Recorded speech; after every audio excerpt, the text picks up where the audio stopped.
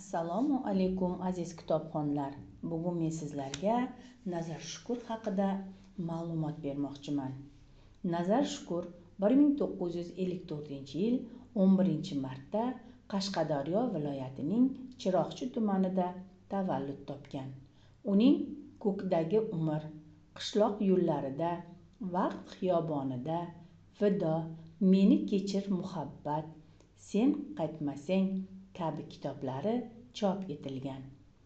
Nazar Shukurning 2016-yil O'zbekiston nashriyotida Osmon tashbihlari saylanmasi, 2021-yili O'zbekiston Yozuvchilar uyushmasi tomonidan Bahor sog'inchi to'plami chop qilindi. Nazar Shukur o'tgan asrning 80-yillari o'zbek she'riyatiga Shirali va O'ktam ovozi bilan dadil kirib keldi. Uning she'rlari tezda kitobxonlar, munaqqidlar va ustozlar nazariga tushdi.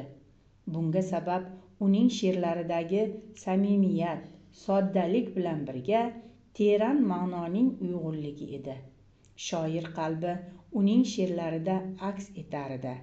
Ming afsuski, bevaqt fojiali o'lim shoirni oramizdan erta olib ketdi.